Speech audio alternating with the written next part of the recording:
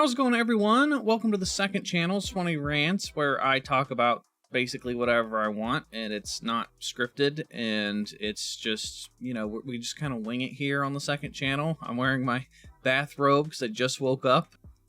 We're not working too hard today. Today's an easier day. But I wanted to talk about Helldivers 2 because Helldivers 2 is a game that I think is going to change the way that Sony does things in the future.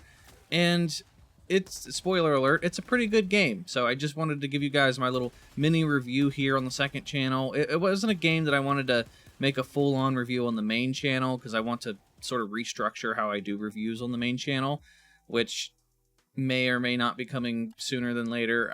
I don't know. There's a lot of stuff going on behind the scenes. Helldivers 2, I want to talk about it today because it's breaking records and stuff for Sony. Now, normally with Sony, when they release their games on Steam, like they're just now dipping their toes into Steam. They did it with God of War and Spider-Man. They released the game on PlayStation first, and then they eventually get around to releasing it on Steam. And it's had some mixed reactions and reviews and stuff. Like, obviously, people still like these games, but they're not selling as well as, what they did on PlayStation. So with God of War, for example, they released that to Steam, and its peak player count was 73,000 players. And now they're testing the waters with Helldivers 2. This isn't their main, one of their main games. It isn't a Spider-Man or a God of War. This is just like a, it's not a AAA game. It's not too much of a gamble, but they're releasing it on PlayStation and Steam at the same time. And it ended up working out for them because they peaked at 155,000 concurrent players, which is more than double God of War 73,000 peak when they released it on PC.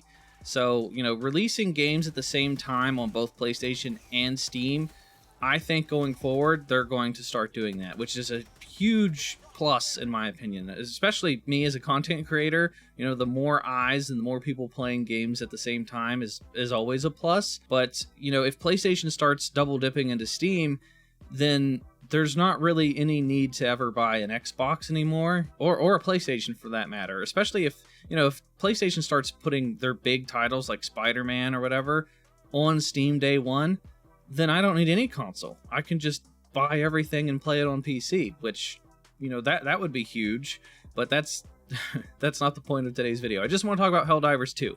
Helldivers 2 ended up being a lot more fun than what I originally thought. Now, I bought Helldivers 2 on release day. Me and Cookie, my friend Cookie, the editor, I'm sure most of you guys know him on this channel by now. We got up at 4 in the morning and we played it for a couple hours. Cookie just did the little time 2 hours that you get before you refund the game.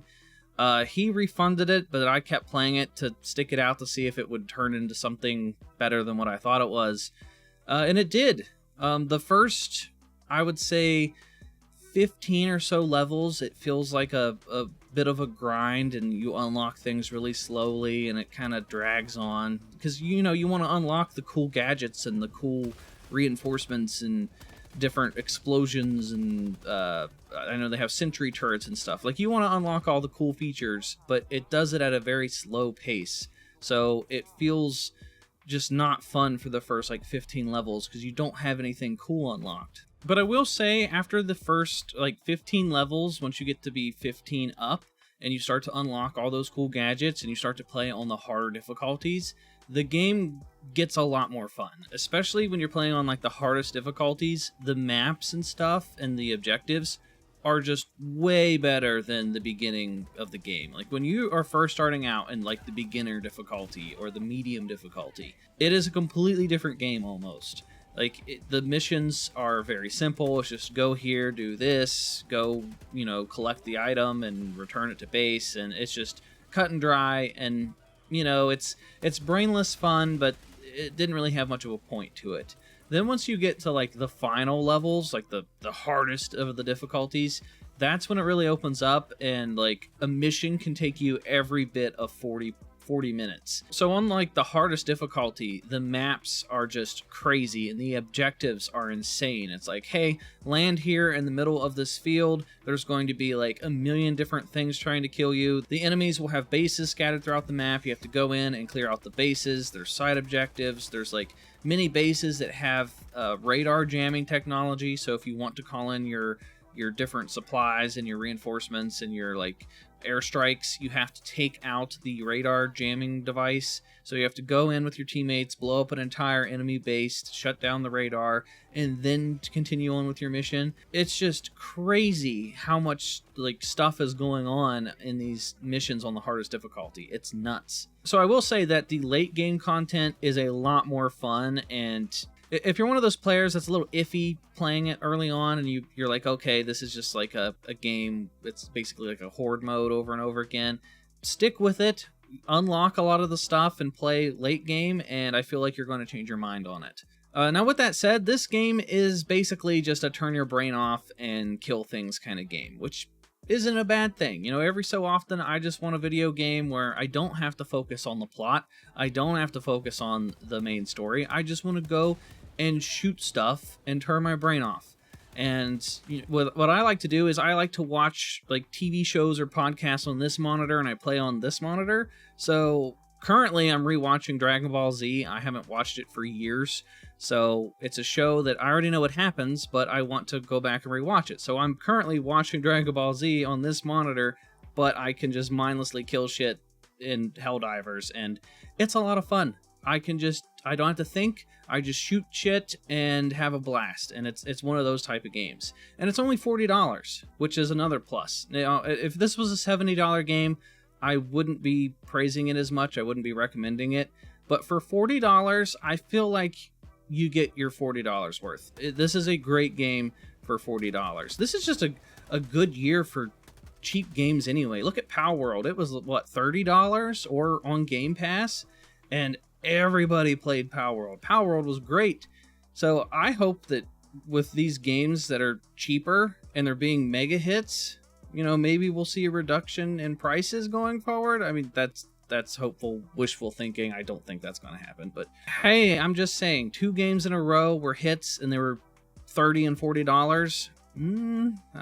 There might be something there. But for $40, I can confidently say that you do get your money's worth, and I don't regret spending $40 on this game. Now, I will say that Helldivers 2 is designed to be played with friends or played with random people online. Now, you don't have to talk to the people online. I've been playing with people online basically every match I do because you get more XP and stuff if you play with strangers. I don't talk to them or communicate with them, but everybody knows what to do. It's like a really good environment. Like normally you get just stupid ass teammates when you play multiplayer games.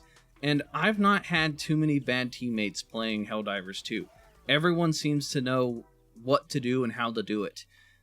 I don't know if they just have smart matchmaking or just the player base is smarter than average. I have no idea, but I've not had any complaints with almost any of my teammates. I've not had any griefing either.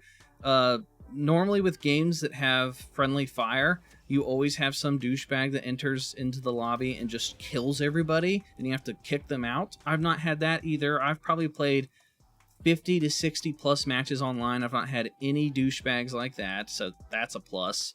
So yeah, the multiplayer is good. If you have friends to play with, it's going to be even more fun because, you know, every game's more fun with friends. Now, I do want to talk about some of the downsides with it. The first downside is that I feel like unlocking the weapons and stuff, even at the later levels, can still be a bit of a grind. It's kind of tied to like, it's kind of like a battle pass system, but it's not a battle pass system. It's hard to explain. You have to like earn currency, and then you have to spend a certain amount of currency to unlock the next tier, and you just have to keep doing that over and over and over, and they have different weapons hidden behind the tiers.